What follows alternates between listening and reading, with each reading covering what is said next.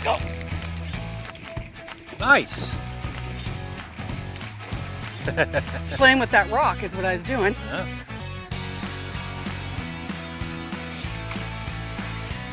Cause like, I know that rock's got a whole fish. Easy does it, big guy. Easy does it. Gotcha. Yay! Hey folks, Glenn May here with BassResource.com. Today, I want to talk to you about fishing jigs in the fall. Now, bass are up feeding. They're eating a lot of bait fish. And this little snack size, little Scooby snack here is something just perfect for when they're in that feeding mode. So, I want to talk to you a little bit about how we can capitalize this time of year and catch the most fish with jigs during the fall. First of all, what I want to talk about is kind of how I rig it. Here I'm using a little bit heavier gear. I'm using a medium heavy rod. I'm using a bait casting outfit because I like to throw this in the heavier cover because they like to get up in that shallow water and they sit in that cover.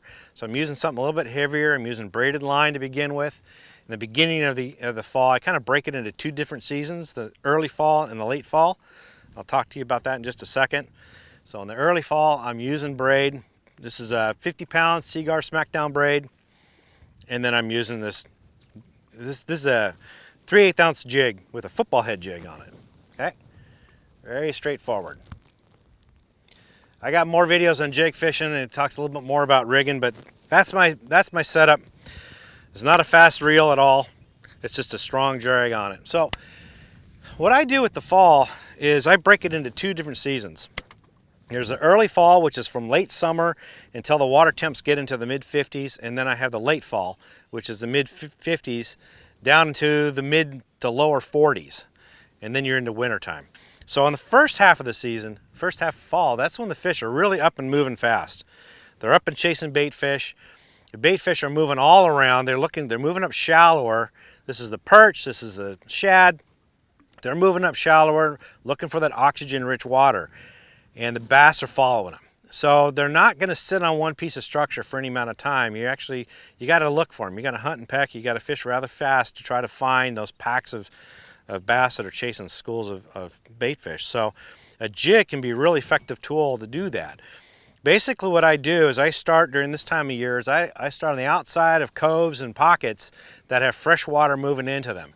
Because fresh water brings in oxygen-rich water, which is what the bait fish are looking for. So if a cove doesn't have fresh water flowing into it, then I just skip it and move to the next one. It's not that there won't be bait fish in there, but there'll just be more and greater concentrations of bait fish in the coves that do have fresh water. And of course, that's where the bass are going to be. So I'm upping my chances that way. So I start on the outside part of those coves, fishing any kind of structure I can find. Be it a point, a main lake point, or a hump or a ridge or drop off, something like that. This is why I got a football head tied onto this, because I'll throw it out there in that little bit of deeper water first, and all I want to do is bang it along the bottom and lift it up and drop it, lift it up and drop it while I'm reeling. And it's a quick action. I'm making as much commotion as I can because I want to call in any bass, actively feeding bass that are in the area. So it's not a real slow presentation. I'm actually bumping along, moving along pretty quickly. If I don't get bit in those areas, then I'll start moving up shallow and work my way into that cove further and further. And anything you can see, any kind of cover that's worth throwing to, that's what I throw to. So laydowns, chunk rock, docks, any kind of weeds, that kind of stuff I like to throw to. Any kind of timber, anything that's that the fish can relate to, I throw to. Now, if at any time I hook onto a fish, this is what you got to do, guys. You've got to slow down and fish that area thoroughly, because again, there's pods of fish. They're anywhere from 3 to 20 or 25 fish in a school of bass. They're roaming around, and once you connect with them, there's more in that area. So you catch one, you can catch more if you slow down and work that area thoroughly. So if I was fishing that point, for example, if I caught a fish off it, I'd drop a marker buoy and I'd crisscross different directions. Sometimes it's just a matter of coming from a different angle and you'll get more bites that way. So just milk that area until you can catch a bunch of fish out of it. Now, once that bite dies, you've got a choice. you can go one or two directions. One is, hey, that's a good piece of structure. You've caught a bunch of fish on it. So there's going to be another school coming along pretty soon that's going to utilize that piece of structure. You can hang on that. Just wait for the next school to come by. And they might be by 15, 20 minutes later, and then boom, the bite picks up again, you catch a bunch more fish. It's a risk, because you may end up waiting a long time, maybe a while before the next school comes along, and you may not get as many. But so your other choice is to pick up stakes and speed up again and start covering more water and throw in a more covering structure. And you might connect with another school that way. There's two different ways of doing it. I've fished it both ways and I've been successful both ways. It's just sort of a game time decision that you have to make to see what kind of feels right. If you get a real good juicy piece of structure and you've caught a whole bunch of fish on it, that's probably going to be used again by another school. So I might hang around in there for a while, see if another school comes by.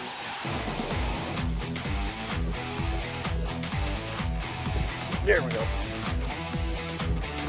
Yeehaw! We got a fish. We have a smallie or large? We got a largemouth. We got a largemouth. A nice largemouth too.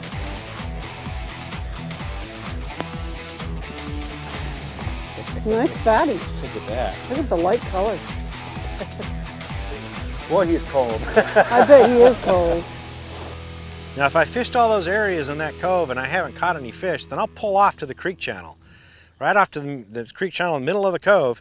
And what I'm looking for there are bends in the creek channel, where it swings in closer to the shore, or where it connects with, say, a sandbar or a point, something like that, where it's got that close access to shallow water, but that deep water is right nearby. And I'll target that. And specifically, I'll target the inside bends of those channel bends.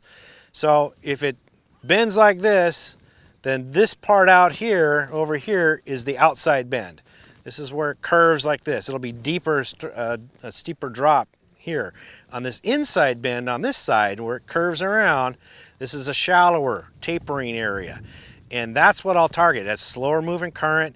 Often you'll find cover in there, like chunk rock or blowdowns, or you'll find weed patches, and that's where you'll find the bait fish, and of course the bass will be there too. So I'll work those areas and target them. They could be real good hot spots.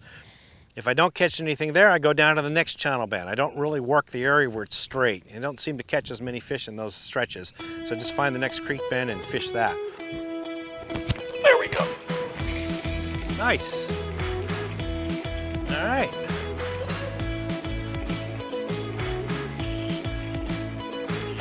Get him, Carrie. Get him.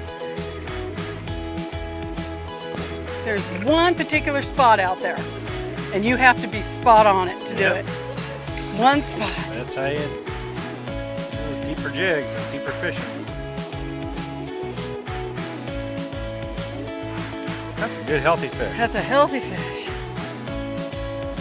Oh yeah, I had him that time. You weren't going nowhere. Look at that. Nicely Jig done. Fishing. Woohoo! So that's kind of how I attack late summer into mid-fall. Now, for mid-fall going into winter, early winter, the fish are now moving out. The weeds are dying off. The weeds will consume oxygen when they're dying, and like I said before, the bait fish are looking for oxygen-rich water, so they won't be in the areas where there's dying weeds. Instead, they'll move out to the deeper weed lines. Look for that in 10, 15 to 25 feet water. The last standing strands of green weeds, that's where you'll find the perch and the shad and other bait fish in there. And of course, that's where the bass will be. So I like to use this jig and just throw it out there and on the outside weed line and just kind of pump it along. Just bounce it along. I like to lift it up pretty high and let it flutter back down on those areas, because the fish will come right out and nab it and bite it. If I don't get bit doing it that way, then I'll slow it down and I'll drag a little bit more. But typically you can get bit on those outside weed lines during that time of year. And gradually work your way on out to deeper water. Now we're going to the main lake. We're fishing main lake points. We're fishing rock piles. We're fishing humps, ditches, ledges, anything like that. This is where the football head comes in use here, because it doesn't get hung up as much in those rocky areas. And I like to just crawl it then. I don't lift it up as much. I'm lifting it up very slightly, just a little bit, and letting it fall back down, especially if I got the boat positioned on the outside, the deeper part of that water, and and I'm working on throwing up shallow, because what happens is you've got this slope. The bait's here, you lift it up, it's going to swing out towards you and come way back down. So you don't have to lift it much to make that swing on those steeper drops where the fish could be hanging. So I only lift it up 3-4 inches and let it swing back down and fall. I don't want big, huge movements when the water's colder like that. The fish aren't going to chase it as much. There we are. Boom. Nice. Nice, nice, nice. Not a giant guy, but I'll take him. Jig fish. Jig fish. Not giant, but he wanted it. And I got it. Little guy. Another way of fishing those areas is, especially you get closer into winter, early winter, is I'll position the boat up shallow. I'll cast off into deeper water, and then here I'm just slowly, I'm just cranking it real slow. I just crank it slow, slow, slow like this, right? I just want to work it on up the hill, up that point, nice and slow, just bumping it along. It looks kind of like a crawdad, just bumping along the bottom. There's not too many crawdads that are left during that time of year. They're all looking to get, you know, to hibernate and dig deep in that mud. So if there's any that are still out there, the bass are going to attack it. So this is a great way to catch those remaining active bass this time of year, is just crawling it uphill, up those points and humps and ridges. And a lot of times, unless you're fishing from the bank, the fish aren't used to seeing that type of presentation. So a lot of them will bite it that way. So it's a great way to fish going into the wintertime. And then finally, when the water temperature is below 50, what I like to do is I take the jig and I'll throw it out in those deeper structure areas, and then I'll just drag it. I just throw it out there, and I just hold the rod out to the side, and I use the trolling motor or a slight breeze to kind of push the boat along, and I'm just letting it bounce and crawl slowly over that structure. And a lot of times you'll get bit doing that. You've got to really pay close attention to your line and be in tune with what's going on under the water, because those bites are very, very subtle. If it's really rocky, I'll use fluorocarbon line instead of braid, because rock can chew up braid line. So I'll use something like 15-pound fluorocarbon line, like Seagar's and Vizix fluorocarbon line. It's real abrasion resistant. It works really well in that rocky area. I don't need anything stronger than that, because there's nothing there for them to get wrapped around. It's just an open area, it's just rocky open bottom. So a 15-pound in Vizix works really well in those situations, and just kind of bounce along the bottom, and you can catch a lot of fish that way going into winter. So that's the different ways I fish a jig and where I fish it during the fall. I hope that helps. For more tips and tricks like this, visit BassResource.com.